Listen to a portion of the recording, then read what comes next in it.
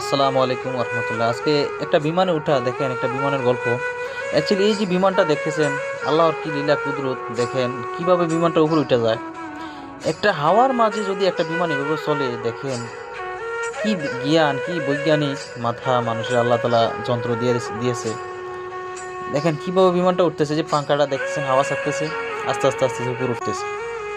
এই বিমানটা কিন্তু একদম উপরে উঠে যাবে, এই বৃষ্টির উপরে উঠে গেছে। আমরা নিচে থেকে যে বৃষ্টিটা দেখতে পাই, ওই বৃষ্টিটা ওভার হয়ে এর উপরে উঠে গেছে। দেখেন আমি কিন্তু জানালা দিয়ে ভিডিও করতেছি, দেখেন ওই বৃষ্টিটার কত উপরে উঠে গেছে। অ্যাকচুয়ালি এটা দেখলে ভাবা যায় একটা বিমান হাওয়ার মাঝে কিভাবে চলে। কতগুলা মানুষ নিয়ে 400 মানুষ হবে একটা বিমানের মাঝে। নর্মালি 400, একটা বিমানের মাঝে 400 মানুষের সাথে মিনিমাম তো একজনের কাছে 50 কেজি 60 কেজি করে যে মাল হয়, কত কেজি মাল হইতে পারে। আর যারা বিজনেস আছে তাদের তো আরও বেশি মাল থাকে। দেখেন এখন বৃষ্টিটা উপরে, কত বৃষ্টিটা কেমন খারি খারি দেখা যাইতেছে।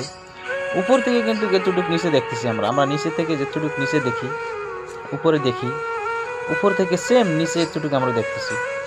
অ্যাকচুয়ালি বাড়ি গাড়ি কিছুই দেখা যায় না নিচে, কত উপরে এটা। আর এখন ভিতরে দেখেন, এই যে ভিতরের সাইডগুলো বিমানের মানুষগুলো, এর মাঝে সিটগুলো, প্রত্যেকটা সিটের মধ্যে মানুষ, একটা করে টিভি থাকে, যে কেউ মুভি দেখে, যে যেটা দেখে ভালো লাগে, যে কোরআন তালাত করে, কেউ কোরআন তালাত শুনে, বা কেউ লোকেশন দেখে। দেখেন ভিতরে সবার সামনে একটা করে টিভি আছে, যার ভালো লাগে সে চালায়, যার ভালো না লাগে সে লাইট বন্ধ করে রাখে।